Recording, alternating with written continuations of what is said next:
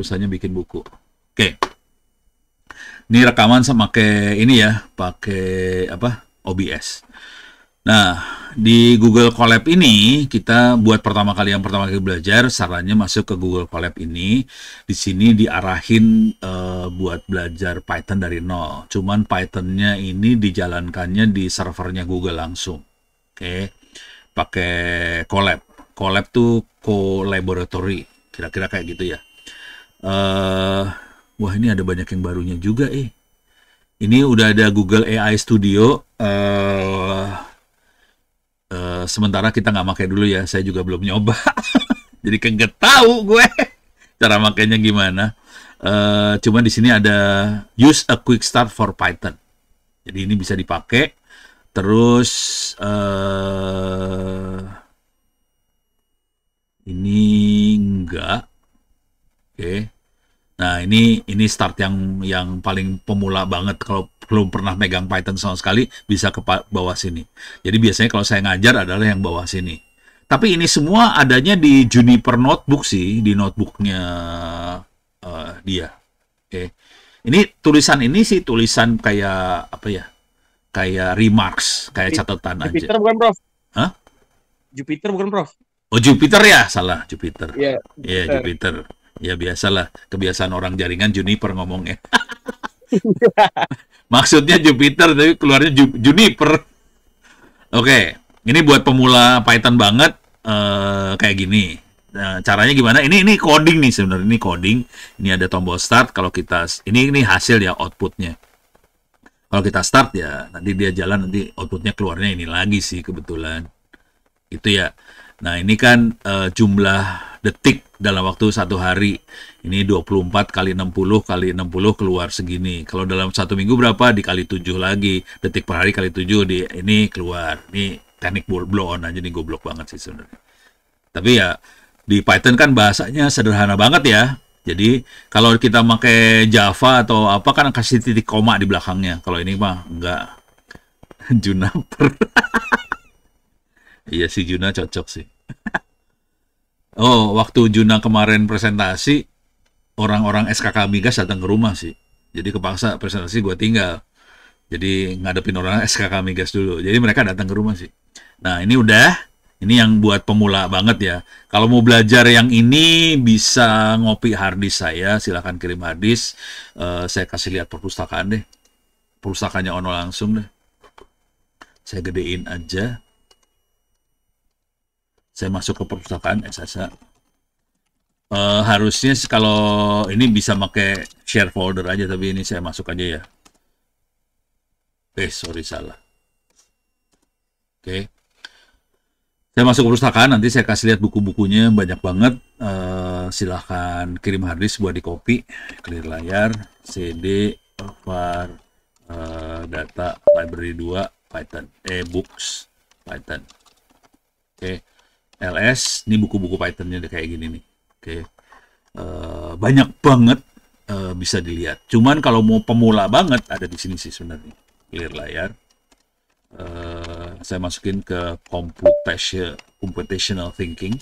Computational thinking ini buat anak SD sih sebenarnya. SD, SMP, SMA. SD, SMP lah sebetulnya. Bagaimana kita mengajarin anak-anak itu buat berpikir komputasi. Terus ini ada codingnya. Kalau yang computational thinking adalah belajar komputer tanpa komputer. Jadi bukan ngoding ini ya. Ini sebenarnya belajar komputer tanpa komputer sih. Oke, saya masukin ke kalau mau ngodingnya bisa. Ini contohnya bisa pakai Scratch. Scratch itu kayak GUI sih sebenarnya. Kalau mau ngoding langsung ada di sini. Ini ada Introduction for Kit apa segala macam. Jadi ada ini, ada Python-nya juga nih, ada mana Python ini dia, ada Python-nya. Terus ada code.zip-nya ada di sini. Jadi ada belajar macam. Tapi semuanya buat kit ya, buat anak-anak. Ada yang C#, ada yang Python, ada yang apa segala macam. Ini ada Python Coding for Kids, banyak tuh. Oke. Jadi silahkan diobok-obok, bukunya bisa di-copy. Kalau nanti punya anak, kalau yang udah punya anak, butuh buku seperti ini. Ini ada yang pakai Raspberry apa segala macam, keren-keren sih. Itu ya, silahkan kirim harddisk saja, ntar di copy. buku ini ada di internet offline. Nih udah ya, ini urusan buku udah beres. Sekarang saya masuk ke sini lagi. Oke. Jadi belajar ini nanti buku itu. Nah sekarang masuk ke data science. Data science ini loncat nih. Data science butuh NumPy, itu buat numerik, Python buat numerik, sama buat plotnya. Jadi dua sih sebenarnya, ini sama plottingnya. Oke, dia ada I/O segala macam diambil. Nah sekarang kita lihat programnya. Programnya sederhana aja banget. Ini X sama Y, fungsinya X sama Y, tapi fungsinya nggak ada fungsinya, cuman Y-nya random. Ini kelihatan Y-nya adalah random number. Ada baseline-nya adalah 200 ditambah angka random. Oke, ditambah angka random. Oke.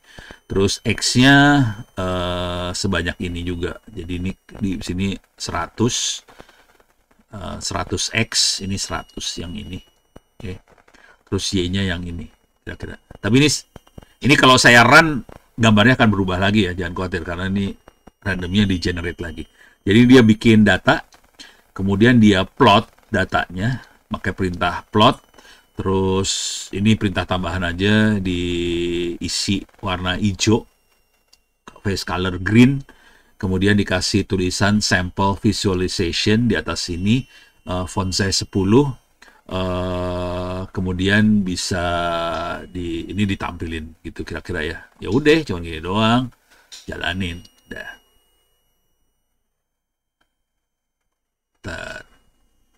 Kok datanya nggak keluar? Udah. Harus dilihat nih datanya sama apa kagak kayaknya. Ini harus dilihat nih, datanya random ya. Kalau udah di run berubah lagi nih, coba. Oh, ini di generate. Tuh berubah ya datanya. Kalau saya run lagi, berubah lagi nih. Itu ya. Oke, beres ya. Udah, jadi ini contoh program.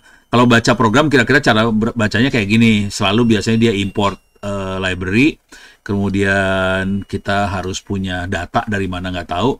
Ini cuman plot aja, kira-kira gitu. Nah di sini nggak pakai GPU, nggak pakai apa-apa sih. Oke. Di sini, nah selanjutnya kita bisa masuk ke machine learning di sini. Machine learning kita bisa main TensorFlow apa segala macam di sini. Oke. Nah sekarang coba data science itu cuman ini doang. Oke. Coba. Ini buat analisa gambar nih kalau nggak salah. Oh ini buat pemula. Mainan TensorFlow tapi buat pemula dulu ya. Mudah-mudahan. Coba, saya udah lupa nih. Oh, oke. Kita cobain ya. Secara umum kira-kira gini cara berpikirnya. TensorFlow, saya harus kasih lihat dulu makhluknya apa TensorFlow. Itu bagian dari neural network segala macam ya. TensorFlow.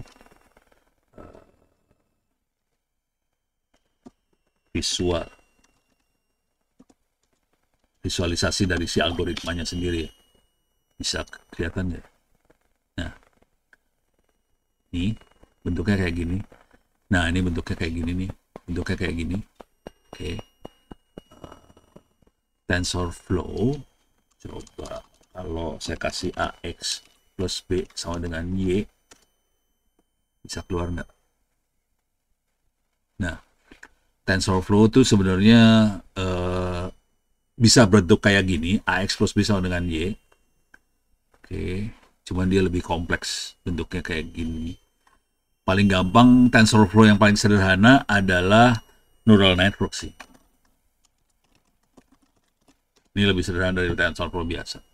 Jadi neural network kayak gini gambarnya, tapi nanti perintahnya sih blow on kayak gini sih, perintahnya cuman gini doang nih TensorFlow. Ini sebetulnya ini masing-masing ini ada tulisan TensorFlow keras layer. Ini ada layer. Layer tuh yang ini maksudnya. Ini layer. Jadi ini bentuk visual gambar supaya otak manusia gampang buat ngebayangin. Cuman di sini bentuk codingnya seperti ini. Oke. Jadi ada layer. Di masing-masing ini ada parameternya. Oke. Dan itu yang akan ngatur si layernya tadi. Seperti ini dia punya input 28 input di sini. Oke. Jadi kalau kita lihat lagi gambarnya, ini inputnya ada 28. Kira-kira kayak gitu. Oke. Jadi bisa inputnya 28, itu dari file. 28, terus kita bikin layer selanjutnya 128. Nah, layer selanjutnya itu yang di sebelah sini. Ada 128 node di baliknya. Terus dia activation-nya relu. Itu Y-nya sih relu. B-nya Y, relu. Oke. Prof, nanya Prof, Yes. Ya. kenapa single layer perceptron nggak masuk ke dalam deep neural network? Apakah karena cuma layernya satu aja, Prof? Dia dianggapnya nggak jadi hidden Eh, layernya nggak ada gitu ya. Jadi cuma satu layer, jadi nggak dianggap sebagai deep. iya, itu deep learning ya. Kalau deep Iya. learning ini berlapis-lapis soalnya. Kalau deep learning harus berlapis-lapis sih. Logikanya sederhana seperti itu aja sih. Jadi Cuman emang cuma karena jumlah layer aja, Prof ya? bisa cuman 3 layer sih. Ini kan 4 layer. Iya, Ini 4 layer. Ini di atas 3. kalau deep learning lebih dari 3. Cuman logika berpikirnya gini dulu ya.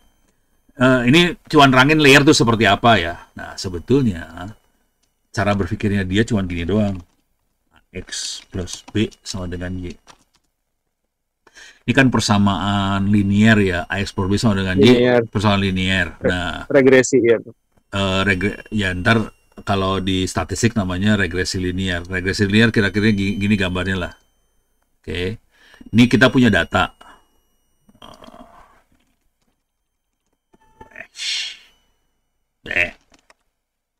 Nggak bisa. Bisa digeser kagak sih? Oke, ini dia. Ini kita punya data nih ya. Ini kita punya data. Datanya yang biru titik. Dari data yang biru titik kita pengen bikin model dari data itu. Modelnya berupa persamaan matematik AX plus B sama dengan Y. Persamaannya linear. Kenapa kita pakai linear? Soalnya linear adalah model yang paling blow on di dunia. Gampang diobok-obok kalau linear. Kalau udah pakai kuadrat, pangkat 3, pening kepala lu buat nganalisa segala macam. Kalau linear gampang, soalnya X-nya cuman 1, udah gitu AX dengan modelnya A dan B doang. A-nya berapa, B-nya berapa. XY adalah data. Yang ini X, yang ini Y datanya. Terus dari A dan B kita bisa dapetin garisnya seperti apa. Ini model. Saya sebetulnya dunianya Ono yang bener yang ini, bukan internet. Jadi dunia S2, S3-nya Ono tuh yang ini sih sebenarnya. Cuman internet hobi doang, jadi orang nyangka Ono internet. Padahal Ono nggak pernah belajar internet. Internet mah hobi doang. Nah, dari AX kayak A dan B, dari data ini kita dapetin modelnya yang ini. Nah, untuk dapetin model ini, nah sekarang kita lihat apa hubungannya model AX dan B dengan neural network gitu ya. Sama deep learning segala macam. Nah, sebetulnya salah. Balik lagi. Neural network A dan B, AX plus B sama dengan Y. Kita lihatin gambarnya. Oke. Jadi, sebetulnya persamaannya kira-kira kayak gini. Ini ada inputnya X, X, X, X, X. Di input ini di masing-masing komponen yang ini itu dikali di dalamnya di back end ya, di belakang layarnya dikali W1, W2. Jadi nanti persamaannya adalah X1 kali W1, X2 kali W2, X3 kali W3, XN kali WN. Oke. Dan ini dijumlahin. Jadi sebetulnya neural network yang kayak gini 28 yang ini. Jadi ada 28 input dikali W1 sampai WN sampai W28 sebetulnya. Itu ya. Jadi persamaannya kayak gitu. Ini dijumlah, terus dimasukin ke activation function. Activation functionnya tuh apa? Activation functionnya tuh yang ini nih, relu dikali relu. Ini kebetulan kalau ini layernya udah banyak ya. Kalau satu layer aja kita bisa tulis di sini activation function ReLU. Tapi ini kan input 28, input sebagai layer. Udah gitu dimasukin ke ini inputnya 28 line, 28 saluran. Bisa berbentuk pixel 28 kayak 28 juga bisa. Nah, udah gitu dimasukin ke lapisan yang source 28 biji. Kayak gini ada source 28. Kemudian masing-masing input tadi di cross. Jadi satu masuk ke ReLU ke layer yang ini ini dari 1 sampai 28 ya. Jadi input nomor 1 akan dimasukin ke semuanya. Input 1 akan dimasukin ke layer yang dense ini nomor 1, 2, 3. Jadi masuk ke semua nih. Jadi line nomor 1 masuk ke source 1 sampai source 28. Line nomor 2 masuk ke 1 sampai source 28. Line 3 itu masuk semua, jadi saling cross semua. Kemudian activation function-nya ReLU di sini. Jadi ceritanya sebetulnya, jadi ini X-nya dari 1 sampai source dari 1 sampai source 28. Kemudian nanti di belakangnya dikali W1, W2. W ini A. Kalau di persamaan saya jadi A nih ya. Jadi dijumlahin. Udah gitu supaya kita bisa menghandle data-data yang sifatnya tidak linear, dikasih activation function ini. Activation functionnya kebetulan yang ini dipakai ReLU. Jadi ada banyak activation function sebetulnya. Coba kita lihat pakai ini aja ya. Activation function neural network. Ada paling nggak ada 4 activation function. Wah, ini banyak nih. Ada 9 yang di sini. Paling yang sering dipakai 1, 2, 3. Nih sama tang. Tang ini 4 itu yang sering dipakai ya. Yang sering. Tapi yang paling banyak dipakai ReLU. Oke, ReLU itu kayak dioda sih sebenarnya kalau tahu elektronik. ReLU-nya dicabut gitu. Nah, ReLU tuh kayak dioda sih sebenarnya cara berpikirnya. ReLU tuh kayak dioda. Jadi kalau yang nilainya negatif dibuang sama dia, dinolin nilainya. Jadi kalau ada, jadi ini namanya kalau di dunia elektro namanya transfer function. Ini input, ini output. Jadi yang X-nya input, outputnya yang Y. Oke. Jadi kalau ada input, berapapun inputnya, kalau nilainya negatif, outputnya 0. Tapi kalau nilainya positif, output Y-nya sama dengan input, kira-kira gitu. Full bridge rectifier. Ya, kalau ini satu dioda doang. Bukan bridge rectifier. Kalau bridge rectifier tuh dia dia jadi double sih ntar ininya. Kalau ini satu dioda doang ya. Jadi kalau ada input negatif dia jadi 0, kalau output positif kalau ada input positif outputnya sama persis sama input. Jadi ReLU tuh karakternya kayak gitu.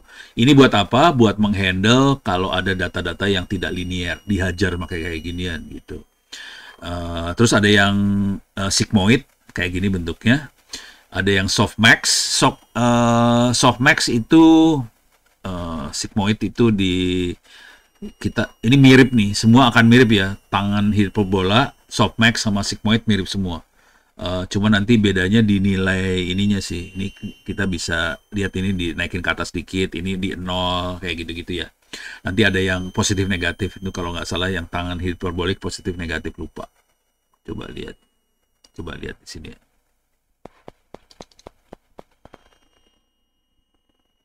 Ditaruh di LinkedIn sama dia ya. Aksesnya lama banget. Oke. Mudah-mudahan keluar. Oh, ini dia. Ini ya. Ini ada banyak. Sebetulnya banyak. Yang sering kita pakai yang ReLU-nya ini.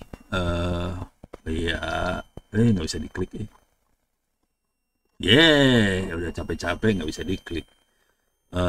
Sigmoid persamaannya kayak gini. Terus ada tangan hiperbolik persamaannya seperti apa. Kayak gitulah ya.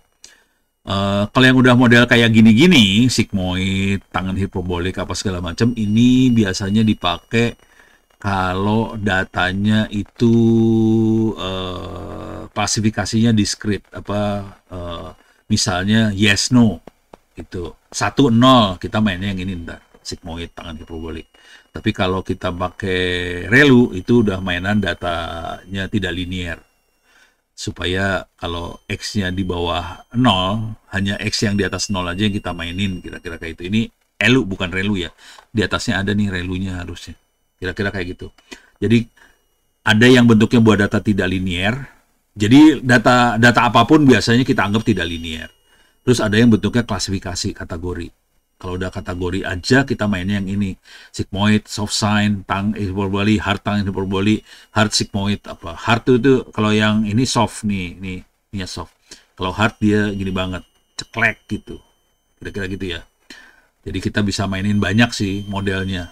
Tapi yang biasanya dipakai ada biasanya 4 biji itu. Coba kalau yang ini apa? Aduh, ini nggak klik lagi. Oke. Ini bisa kita lihat. Ini leaky relu, jadi ini ada bocornya. Kalau ini 0 banget, yang ini dibocorin. Nanti ini harus dicoba semua. Kalau tergantung datanya kita, nanti ini harus dicoba masing-masing mana yang paling cocok untuk data kita. Tapi kalau udah sering nyoba, kita tahu yang kayak gini bentuknya, yang kayak gini, ini itu biasanya data-data yang klasifikasinya cuman beberapa. Kalau dia datanya linear, kita biasanya pakai yang relu, yang ini tuh buat linear semua nih, linear. Jadi ada yang linear, ada yang cuman klasifikasi 1-0, atau misalnya dia punya 4 kelas. Misalnya kalau rakyat tuh ada yang miskin, ada yang prasejahtera, ada yang sejahtera, ada yang konglomerat. Misalnya dibagi ada 4 kategori. Nah itu kita mainnya kayak ginian nih, yang sigmoid atau tangan hiperbola kayak gitu, itu yang udah klasifikasi. Tapi kalau linear kita main yang ini gitu. Jadi itu waktu milih si relu dan teman-temannya itu ya nih. Oke. Nah kemudian di sini ada lagi drop out 0,2, jadi 20% di drop. Jadi ini kan tadi kalau kita lihat ininya, kita lihat urusannya ini dulu ya bentar sebelum masuk ke drop out. Ini apa hubungannya sama persamaan linear nih? Jadi kalau kita lihat persamaannya, kalau kita bisa dimundurin dikit ya. Sorry. Nah, ya udah. Ini kalau lihat persamaannya, activation function kita buang dulu ya. Ini kalau lihat persamaannya adalah ini Y output itu sama dengan X kali W dijumlahin semua. Jadi ada X1 W1, X2 W2, X3 W3, dan seterusnya sampai Xn Wn dijumlahin semua sama dengan Y. Ini adalah persamaan linear di luar activation function ya. Jadi ini persamaan linear. Jadi yang namanya neural network adalah memecahkan persamaan linear sih sebenarnya. Tapi udah gitu persamaan linear dipecahkan, direndengin sama dia, bikin neural networknya banyak gitu. Gitu ya. Jadi dibikin neural networknya banyak. Dengan cara itu kita bisa, itu yang namanya deep learning. Yang punya neural network banyak tuh deep learning. Jadi kalau kita balikin mundur ke sini, neural network. Nah yang banyak kayak gini itu udah mulai namanya deep learning. Kalau cuma satu aja itu persamaan linear. Tapi yang menarik dari sini adalah X-nya bisa banyak. X-nya bisa banyak. Kenapa kita main sampai X, sampai berendeng. Ini kan linear regression, masukin linear regresi lagi sampai deep learning ini dipakai kalau kita harus menganalisa gambar, video dan sebagainya, itu mulai pakai gini ya. Yang seru dari sini semua adalah ini inputnya ini semua angka sebenarnya. Jadi dia blow on, dia nggak bisa menganalisa teks sebetulnya. Jadi makhluk ini tidak bisa menganalisa teks. Jadi ini berbentuknya angka. Kalau dia menganalisa video ya pixelnya sih sebenarnya dimasukin. Ini pixel bentuknya angka juga. Jadi yang dimasukin ini angka semua. Dia nggak bisa menganalisa video, dia nggak bisa gambar, video, teks nggak bisa dianalisa semua sama dia. Dia cuma bisa menganalisa angka doang. Itu harus kita ingat nih. Konsekuensinya apapun makhluk itu harus bisa dimasukin ini dalam bentuk angka sih sebenarnya. Jadi bentuknya angka ini semua. Oke. Dari angka-angka ini kita bisa bikin klasifikasi apa segala macam. Nah, contohnya paling yang sering kita pakai itu ChatGPT, ChatGPT, Grok, Gemini. ini sebetulnya teks-teksnya teksnya dikonversi jadi token, jadi angkanya yang diproses ini sebenarnya. Jadi bukan teksnya langsung. Jadi teks di-convert jadi token dimasukin ke sini. Jadi dia nggak bisa angka aja. Dia nggak tahu kalau itu teks sih sebenarnya. Dia goblok banget sih asli. Dia nggak tahu bahwa itu teks dianalisa jadi angka. Nah, contohnya jadi ini mainnya matematik banget sih, tapi harus rada abstrak di kepala kita ya. Jadi harus ngerti matematik sebetulnya. Matematik SMA doang sih sebenarnya. Cuman kan orang nggak kebayang. Waktu dari SMA gurunya nggak bisa ngajarin kayak ginian juga. Dia nggak kebayang bahwa dari matematik SMA ini bisa sampai level kayak ginian gitu. Jadi nanti angka-angka yang dimasukin ini angkanya, termasuk pixel-pixel. Coba lihat. Ada yang tadi. Oh ini nih.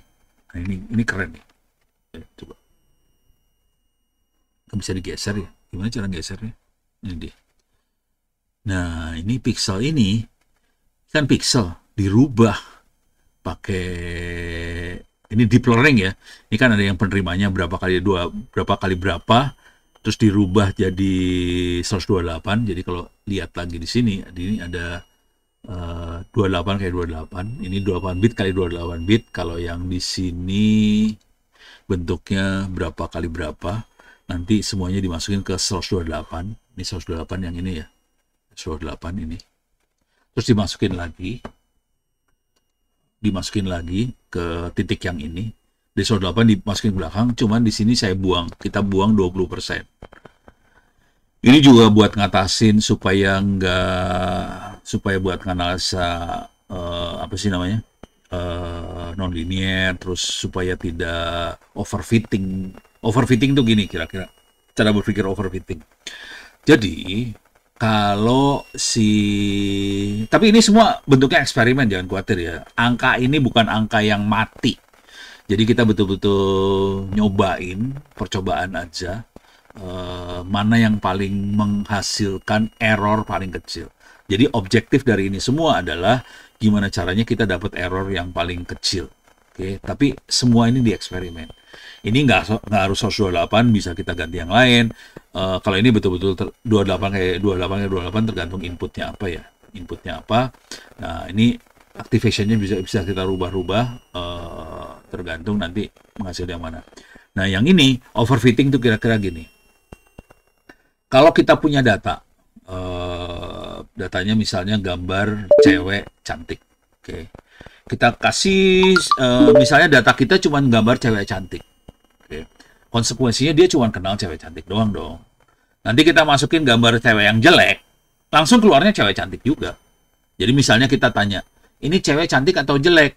Karena kita datanya cuma cewek cantik, dia nggak kenal namanya cewek jelek dong. Jadi outputnya pasti cewek cantik semua. Makanya data itu namanya bias. Kalau yang lain lagi overfitting, dia hanya bisa fitting itu apa ya? Jadi kalau kita punya data, dia cuma tahu data yang itu aja. Dia nggak tahu data yang lain. Jadi kalau kayak kuda, itu kacamata kuda. Dia cuma bisa ngeliat yang itu aja, karena data yang kita kasih itu doang. Nah, supaya seimbang, biasanya kalau di bahasa yang lain namanya bias ya. Bias tuh kecenderungan buat analisa. Bias tuh contohnya gini contohnya. Buat Indonesia aja, buat bangsa Indonesia lah ya. Kan ada orang Jawa, orang Sumatera, orang Kalimantan, orang Timur, Maluku, Papua, dan sebagainya. Nah, ini contohnya kalau kita pengen analisa misalnya selera makanan. Cuman, data yang dimasukin, karena di Jawa orangnya banyak banget, data yang masukin banyaknya data Jawa doang. Konsekuensinya karena datanya dari Jawa doang, jadi dia punya kecenderungan ngeluarin data yang Jawa. Gitu. Dia nggak ngeluarin data yang Indonesia Timur, mungkin dari Timur kan datanya lebih dikit ya. Jadi kecenderungan kalau ditanya, orang Indonesia sukanya apa sih? Ya, langsung keluarnya Jawa doang. Karena Jawa yang dominan. Jadi bias overfitting itu dia akan cenderung yang kedominan. Gitu. Kalau kasus saya yang lain, ini kasus beneran, kejadian beneran. Ini saya kan juri di Satu Indonesia Award. Juri Satu Indonesia Award nih. Oke. Cuman, ini buat login, buat penilaian nih. Satu Indonesia. Satu Indonesia Awards. Nah, yang ini yang bukan login, tadi login buat nilai. Lu nggak boleh masuk lu pada ya. Oke, ini juri Satu Indonesia Award ya. Nah, ini kan jurinya banyak nih. Ada Budia, ada Ono, ada Billy Bun, ada Pak Fasli. Pak Fasli itu bekas wakil menteri ya. Ini Bu Nila, menteri, pernah jadi menteri kesehatan. Ini Pak Emil Salim, umurnya hampir 100 tahun. Dia menteri lingkungan hidup. Ini Bu Puni, dia itu adalah apa ya, penasehatnya BRIN, Badan Riset segala macam, itu Bu Puni. Kalau ini adalah orang yang bikin saya salah fokus. Ini Azul, ini direkturnya Tempo. Ini juga bikin salah fokus juga. Ada dua yang bikin salah fokus sih. Nah, ini jujur dulu ya, buka-bukaan aja lah. Ini semua juri akan cenderung ngasih nilainya aman. Jadi semua orang bagus. Kecuali ini satu. Ini paling keren.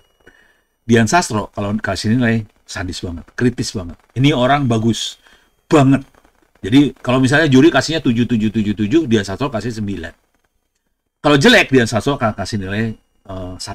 Yang lain kasihnya 5, dia 1 nih. Nah, jadi saya biasanya akan ngambil nilai Dian Sastro buat ngeliat yang istimewa. Kalau bisa lolos Dian Sastro pasti orang jago. Bagus banget. Jadi Dian Sastro bagus dari sisi itu dia. Dia kalau ngasih nilai saklek gitu. Nah, dengan cara itu ini namanya outliers ya. Ini outliers, kalau di dunia statistik namanya outliers, dan ini yang saya pakai ini buat ngatasin overfitting ini. Gitu ya. Jadi overfitting ini diatasinnya pakai 0,2 ini. Cuman kalau outliers ini tekniknya beda lagi sih sebenarnya buat outliers. Jadi saya biasanya masukin aja training datanya Dian Sastro aja yang saya pakai udah. Terus dimasukin pakai training data. Jadi saya punya model dari datanya Dian Sastro. Udah gitu saya masukin model-model dari orang yang masukin. Jadi itu gini ceritanya, si Satu Indonesia Award mereka masukinnya dalam bentuk tulisan. Kalau yang ini kan yang 28 kayak 28 itu kan bentuknya ini ya, bentuknya image pixel berapa kali berapa. Kalau yang tadi tulisan, kemudian saya pakai data yang beda aja udah. Data trainingnya beda. Dian Sastro sama yang juri yang lain. Dian Sastro saya pisahin. Kepaksa. Tapi bagus banget. Karena saya, ya walaupun dia emang, saya juga suka dia kan cantik ya. Nah itu saya pakai datanya buat nganalisa. Apa bro? Ya dia cantik. Lu masalahnya apa sih? Itu alasan utamanya itu kayaknya itu. Punya mahasiswa brengsek kayak gini bentuknya nih. Ini nggak terima banget sih.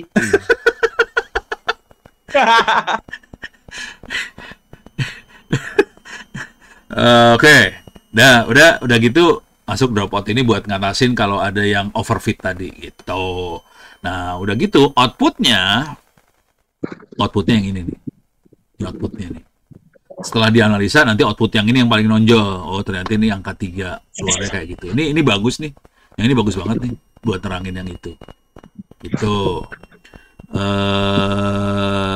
Kira-kira gini ya cara berpikirnya. Nah, sekarang kita akan coba jalanin. Kata terakhir. Berkesan ya? Ya emang berkesan, apalagi lu pernah duduk sama sebelahnya dia kan. Ya berkesan lah. Ini gue ada fotonya sebelah sama Ralin Shah juga ada. Coba gue cari. Nggak usah nyari hari ini mah. Pokoknya ada dua-duanya nih. Besok gue kemana dulu sama siapa ya? Nggak tahu lah. Sama istrinya Ono yang pasti. Jadi ini gue nggak bisa deket-deket sih. Karena sama istrinya Ono. Oke, lanjut. Oke, sekarang kita akan coba. Ini sebenarnya potongan-potongan dari softwarenya. Oke, softwarenya harus disatuin ini. Semua jadi satu. Jadi ini nanti kalau mau ngoding apa segala macam dijagain, iya kan, harus dijagain.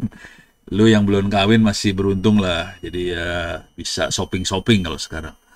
Ya sekarang kita akan coba jalanin ya. Ini import TensorFlow to your program to get started. Jadi kita harus perlu import TensorFlow dan dikenalin TensorFlow library-nya ya, dikenalin sebagai TF.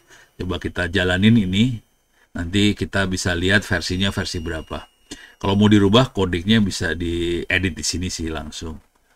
Ini TensorFlow lagi diimport, belum keluar. Ini kelihatan pakai RAM-nya berapa, disknya berapa, belum keluar nih. Wah, tapi nggak sadis sih, makanya kecil.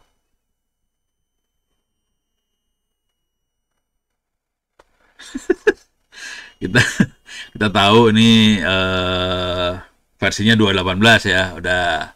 Sekarang kita perlu load dataset. Nah, di sini Minis ini dataset bentuk gambar. Gambarnya itu gambar angka ya. Oke, kita bisa lihat Minis dataset. Kita ambil copy cell kali ya, atau masukin sini. Apakah itu Minis dataset? Itu Minis. Jadi satu sel yang maksud gua cuma Minisnya doang. Minis. Salah ya. Minis dataset. Ini masuk makhluknya apa? Dari Kaggle. Bentuknya kayak gini sih. Jadi datasetnya seperti ini. Dia angka tulisan orang. Tulisan dari berbagai bentuk. Nolnya ada yang pakai kayak gini, satunya bisa kayak gini, segala macam. Ini tulisan tangan orang buat ngenalin dia ngetik angka berapa. Tapi ujungnya cuman ada 10 ya. 0 sampai 9 kira-kira gitu. Ini persis sama gambar yang tadi ya, berarti ya. Ini gambar ini buat itu kali, ini gambar ini buat ini kali. Ini kayak gini sih bentuknya. Persis. 2 layer, terus ada output, ada input. Inputnya berapa kali berapa gitu ya. Saya nggak tahu inputnya berapa nih. Ya ini 28 kali 28 kalau yang di sini ya. Oke, saya balik lagi. Nah, ini Minis, ini variabel namanya Minis. Diambil dari TensorFlow keras dataset Minis. Oke. Terus waktu di load, Minisnya load data, kita bagi dua nih. Ada yang buat training data, ada XY buat training, ada XY buat testing. Oke. Nah, X-nya dibagi, nilainya X dibagi sama 255. Oke. Scale this range 0 sampai dividing the value supaya nilainya, soalnya pixelnya nilainya dari 0 sampai 255. Jadi X-nya tuh Y itu angkanya ya. Y itu angkanya berapa? Y-nya tuh bisa 0, 1, 2, 3 sampai 9 Y-nya. Cuman X-nya karena berbentuk pixel ada nilainya. Nilainya tuh nilai ini ya, nilai terangnya dia.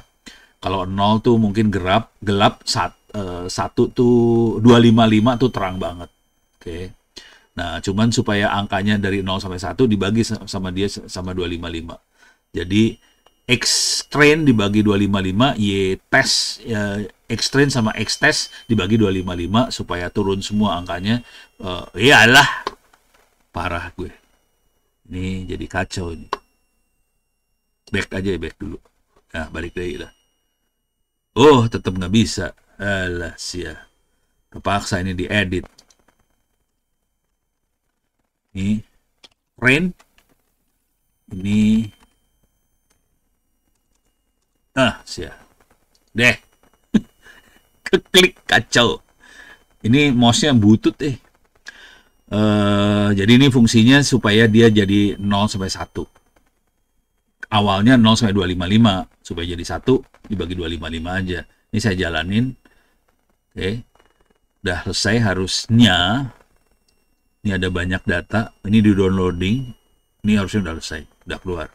Nah, sekarang kita harus bikin model. Modelnya, ini variabel namanya model, isinya sih model, bentuknya kayak gini. Ada TensorFlow-nya berupa sequential berarti berurut. Nih, kalau kita lihat gambarnya berurut, ada input, ada layer pertama, layer kedua, ada layer output. Jadi urutan sequence, ada urutannya. Oke, jadi sequential, layer pertama adalah input shape 28 kali 28, kemudian ada yang satu layer aja, 128 dengan activation value, terus drop out 20%, terus outputnya ada 10 nilai, 0 sampai 9, dia kasih 10 di sini. Oke. Nah, kita harus bikin model. Jadi ini udah input udah dapet, semua variabel ada di means, kemudian kita jalanin modelnya, kita dapetin model di sini. Oke.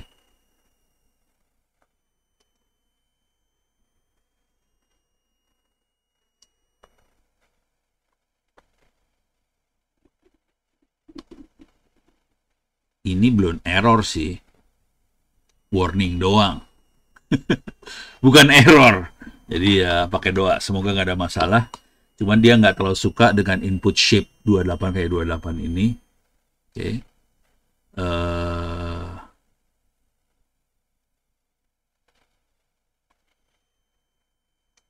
Input shape, padahal gue,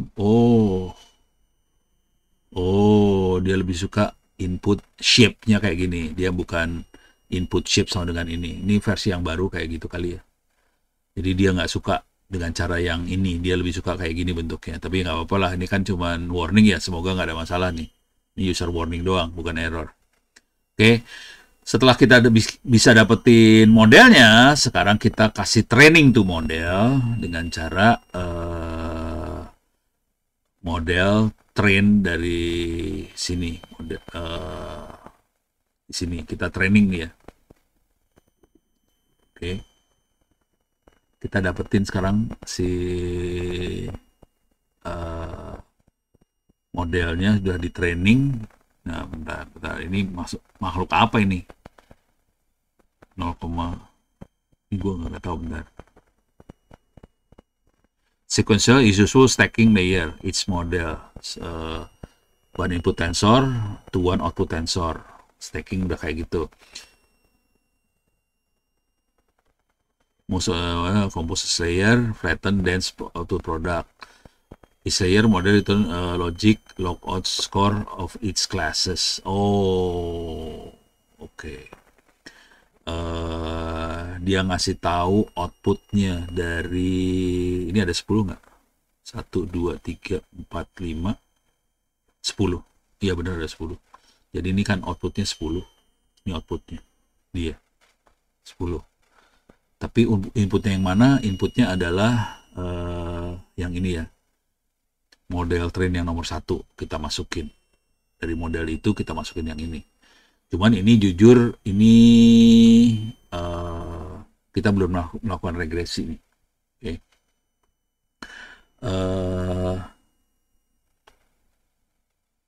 Kita bisa ngerubah juga buat ngeliatin prediksi. Ini nggak penting banget ya. Ini saya biasanya trainnya nggak kayak gini sih. Kayak dapetin ini dulu. Ya udah. Ini buat apa lagi? Ini probability dari setiap kelas. Harusnya probability-nya 1 dibagi 10. Jadi harusnya sekitar 1% semua. Yang paling tinggi probabilitas ini 1, kan maksimumnya 1 ya. Kan dia maksimumnya 1 ya. Oke, dibagi 10. Jadi karena ada 10 output nih, ini ada 10. Probabilitasnya harusnya 1 dibagi 10 untuk masing-masing yang bagusnya, ternyata enggak juga. Jadi kita bisa lihat yang ini 0,5, ini 1,5, ini 0,9, 0,8, ini paling kecil nih, yang angka 5 dikit. Jadi kita bisa lihat kondisi datanya seperti apa. Kira-kira kayak gitu. Yang bagus, yang idealnya adalah 0,1 semua. Idealnya. Karena maksimumnya 1 dibagi 10 kelas, berarti harusnya 0,1 semua. Ternyata ada yang 0,05, ada yang 0,15, 0,9, tapi deket ke 0,1 sih. Oke, yang bagus, yang deket tuh yang ini ya. Ini bagus, ini masih dekat, ini masih dekat, ini masih agak dekat, ini dekat. Cuman yang ini jauh, ini jauh, ini jauh, ini jauh. Jadi ada 1, 2, 3, 4 yang jauh. Yang lain lumayan dekat lah ya, 0,8, 0,9 rata-rata. Oke, ini cuma buat analisa probabilitas untuk masing-masing kelasnya seperti apa. Nah, sekarang kita bisa lihat loss. Loss itu errornya. Oke, coba kita lihat. Oh, ini mah true doang. Oke, coba kalau di sini. Nah, ini apa nih? In this untrained, ini modelnya belum di training. Probability-nya adalah 1/10 dari masing-masing kelas. Dia kasih log 1/10 adalah 2,3. Jadi ini 2,5. Jadi benar sih. Jadi kan saya bilang harusnya 1/10 dari masing-masing kelas. Dia di-login. Kenapa dia pakai log kayak gini ya? Supaya nggak ada nolnya kali ya. Kalau log semua jadi positif semua. Ini 2,3, ini 2,5. Nah, sekarang, di sini yang serunya. Ini adalah harusnya dimasukin ininya sih. Ya udah. Oke. Ini model yang di atas, model yang ini yang ini bisa kita skip semua ya. Prediction, ini soft, ini di skip semua nggak masalah.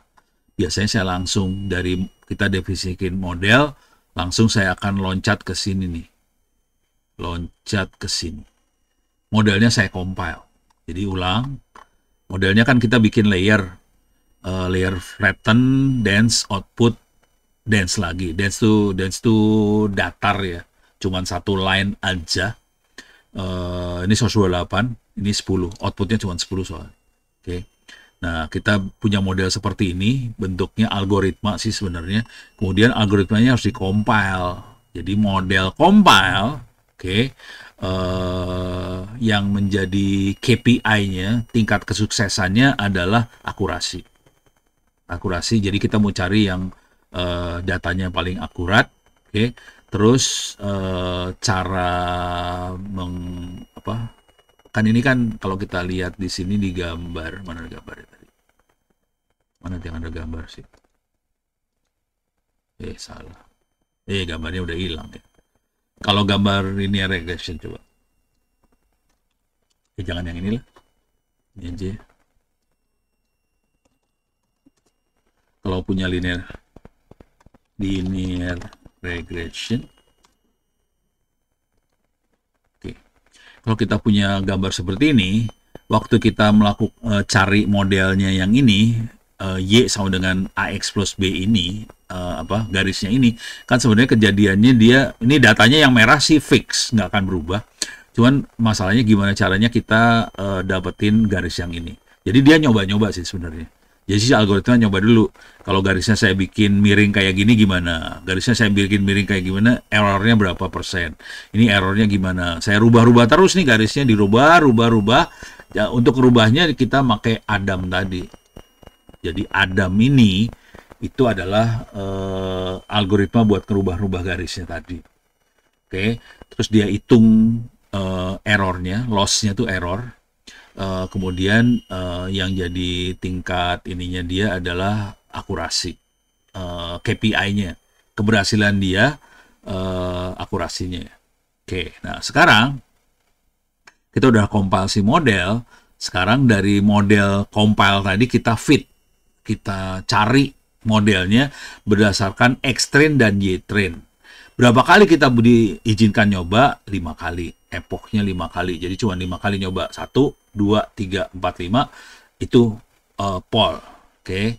Kita bisa rubah nih epochnya. Jadi 6, 7, dan seterusnya.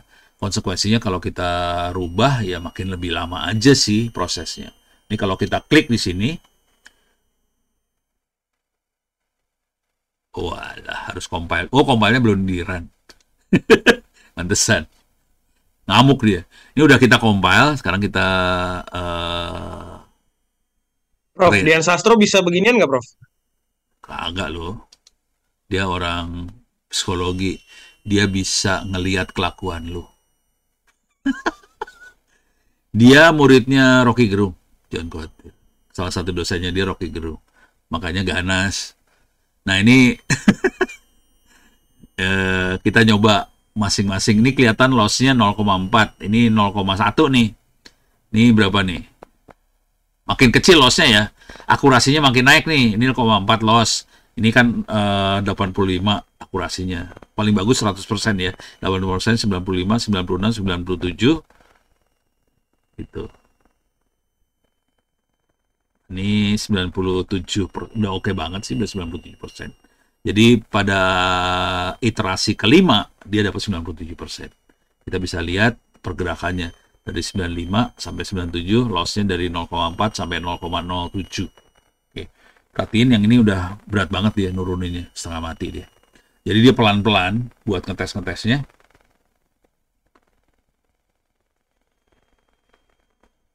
Oh, Kusuma Dinata ini ITB, lingkungan hidup bukan tuh? Kalau nggak salah. Iya Prof, geologi Prof. Oh, Geologi. geologi. Oh, oke. Terus lu ngambil S1 lagi di sini, gelo juga ya. Kan sama kayak Prof, hobi doang. Iya, siap. Ini udah beres ya nih, akurasi udah beres, loss udah beres. Sekarang ini perhatiin kalau waktu di sini kan kita extrain. Jadi itu diambil dari sini ya, dari mana load datanya di atas ini. Jadi dari minus itu kita split jadi dua, ada train, ada test. Trainnya buat bikin model, testnya dipakai buat kalau modelnya udah jadi kita tes. Ini model bagus apa kagak. Jadi kita dapetin modelnya udah dapet. Di sini udah dapat model posisinya, di sini udah dapat fit, itu kita dapat model. A dan B-nya udah ketahuan dengan kondisi dia akurasinya 97%, loss-nya 0,0 ini. Sekarang kita evaluasi pakai X test sama Y test. Kita jalanin. Jadi data yang buat ngetes sama data yang buat model harus beda. Supaya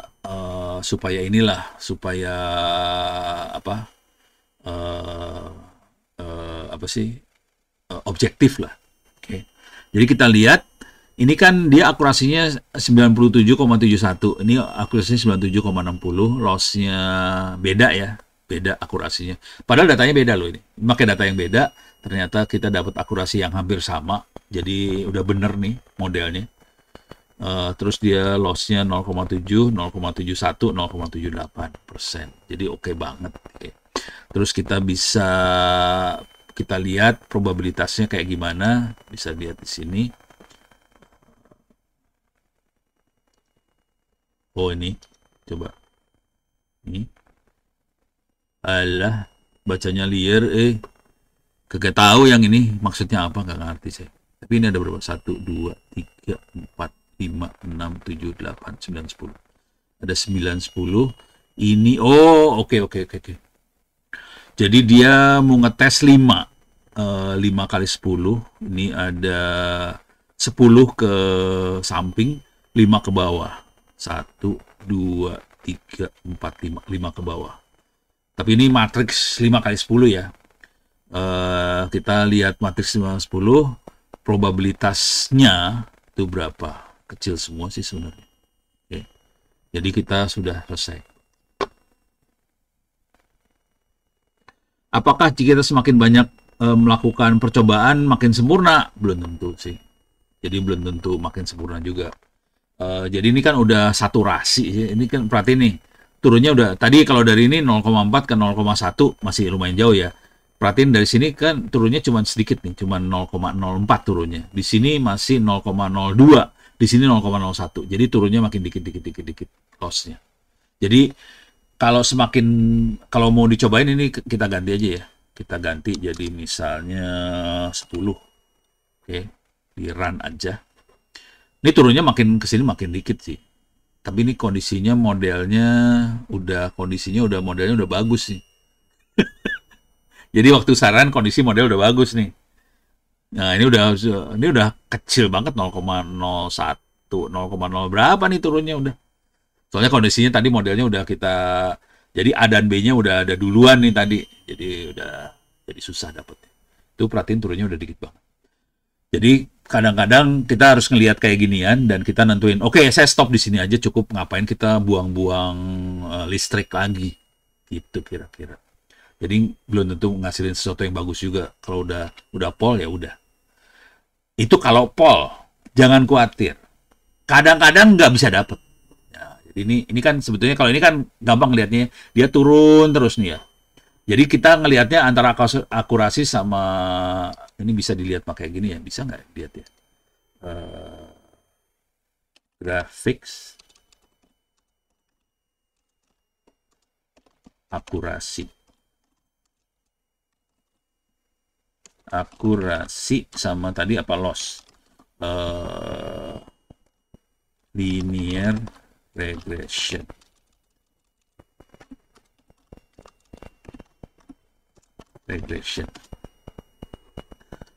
Saya lihat gambarnya. Nah, ini tadi kan lo turun gini ya, turun oke banget lah ya.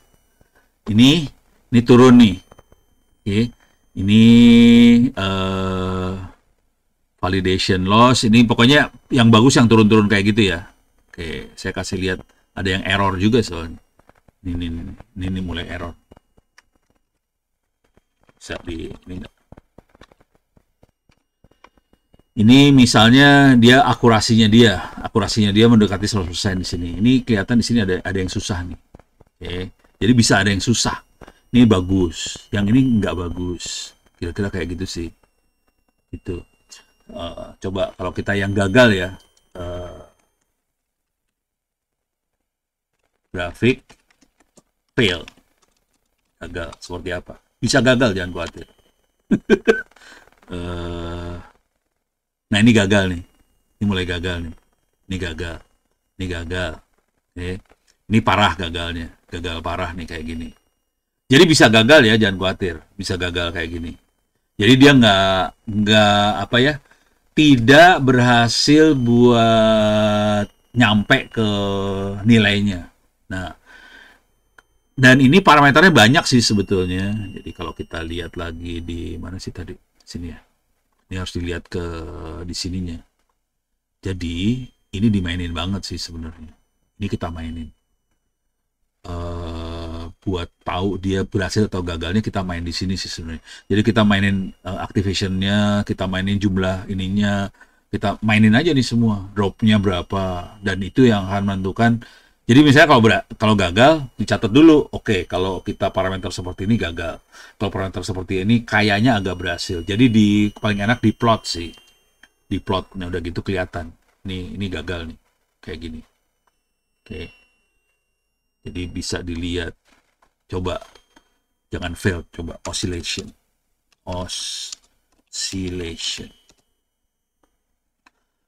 Nah, ini parah nih. Ini setengah mati nih dapetinnya.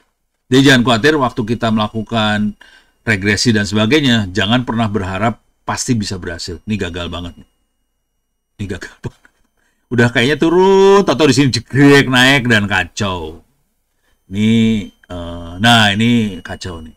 Ini loss-nya ya, dia osilasi loss-nya. Ini gagal total yang ini. Itu. Jadi bisa kayak gitu sih. Beres ya. Jadi itu gimana caranya? Eksperimen. Semua eksperimen. Ini percoba. Jadi ini ilmunya bukan ilmu pasti nih, ilmunya udah kayak ilmu dukun, nujum, dan dicoba-coba. Dari sini sih main di parameter-parameter ini. Gitu. Kalau main di Adam, para Adam juga punya parameternya juga sih. Ini kan optimizer Adam. Tapi bisa ada parameternya juga sih sebenarnya. Coba bisa nggak? Coba cari di ChatGPT ya. Parameter untuk linear regression Adam. Python namanya. Python regression Python. Jadi kayak gitu harus baca. Jadi jangan khawatir ya. Belum tentu apa yang kita kerjain pasti bagus hasilnya, belum tentu. Nah ini ada parameter learning rate segala macam. Ini PyTorch, oh alah. Oh ini mah linear regression. Jangan. Pakai ini aja ya. Pakai TensorFlow. Untuk TensorFlow model, Adam, Python. Kenapa nggak mau?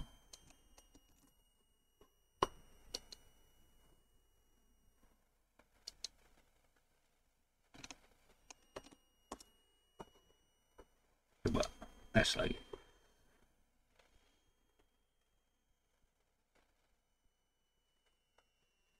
Ini lagi mikirnya, kasih lihat ternyata. Oh, yang itu gitu modelnya ya. Nah, ini ada learning rate, ada kayak ginian, decay exponential, decay-nya seberapa. Ini kan dia nyoba-nyoba A dan B-nya ya. Nah, ini A dan B-nya harus dirubah nilainya. Mau seberapa drastis dia ngerubah nilai. Ini dimainin banget di sininya sih sebenarnya. Bisa dimainin juga. Tapi nanti hati-hati main gini, bisa nggak stabil dia. Gitu. Jadi bisa nggak stabil sih mainan kayak ginian nih. Ntar activation none. Nah ini nih kan optimizer Adam ya. Ini bisa di set nih parameter-parameter. Jadi mainan kayak ginian horor sih. Jujur saya dulu mainnya lebih horor daripada ini soalnya. Saya ngoding si Adamnya di coding. Ini kan cuman optimizer Adam, parameternya kayak gini. Kalau saya dulu ngoding Adamnya. Mabok lu. Dan saya harus proses matrix. Ini kan matrix sih sebenarnya. Proses matrix gimana, ngoding matrixnya gimana, isunya lain lagi, seru lagi lah. Gitu ya, kira-kira gini ya. Udah beres ya? Oke, mudah-mudahan bisa kasih gambaran. Paling enggak, mudah-mudahan nanti bisa mulainya kalau saran saya sih pakai Orange dulu, nyobain. Di Orange parameter-parameter ini bisa dimasukin juga. Kalau nanti lihat di Orange tuh si modelnya bisa kita, kan waktu kemarin ngajarnya cuma modelnya di klik, grab, geret, udah gitu dicobain. Nah kalau di Orange itu parameternya pakai default. Tadi juga kita pakai default juga sih. Nah kalau tadi nggak stabil, baru kita nyoba rubah parameternya. Paling gampang adalah ngerubah ininya dulu nih. Ngerubah layernya dulu. Jadi kita nggak ngerubah parameter di algoritma buat regresinya ya. Kita ngerubah layernya ini. Paling blown adalah, ini kan source 28, ini kan fleksibel sih sebenarnya. Coba saya rubah ya. Ini jadiin 20 aja. Lu gelo lah pokoknya. Saya ulang dari awal ya. Ini saya ambil. Oke. Terus kita akan masukin sini. Oke, sekarang modelnya kita bikin ulang. Tapi parameternya 20. Oke.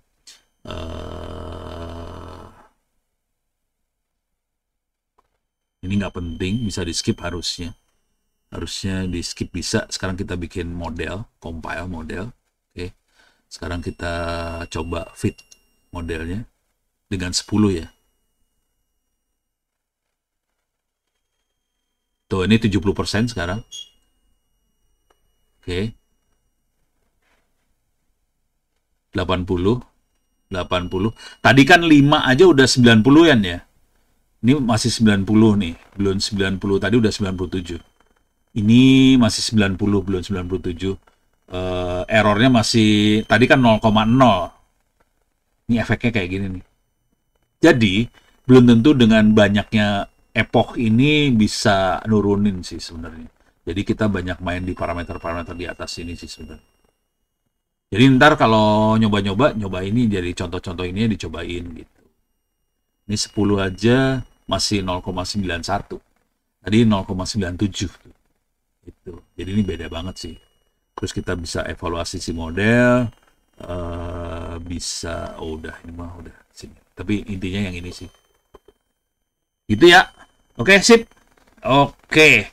Terima kasih banyak. Minggu depan kita libur dulu karena pada pengen liburan ya wes. Minggu depan libur. Minggu depannya lagi kita ada kelas, cuman tanggal 16 ada kelas, cuman nih buka rahasia dulu. Ini acaranya SKK Migas itu di Bandung, bukan di Jakarta. Dan ini siang jam 2.30, sementara ngajar jam 5. Ini saya nggak tahu bisa pulang ke Jakarta atau saya harus nginep di Bandung. Yang ini. Tuh. Kayaknya nggak bisa pulang ke Jakarta, gue harus nginep di Bandung nih urusannya tanggal 16. Kalau nggak kekejar buat ngajar karena ngajarnya jam 5 kan. Jadi itu aja yang jadi masalah. Itu ya. Oke. Terima kasih banyak, mudah-mudahan bisa bermanfaat. Billahi taufiq wal hidayah. Assalamualaikum warahmatullahi wabarakatuh. Sampai Waalaikumsalam 2 minggu warahmatullahi lagi. wabarakatuh. Terima kasih, Prof. Oke. Terima kasih, Prof. Siap. Salam buat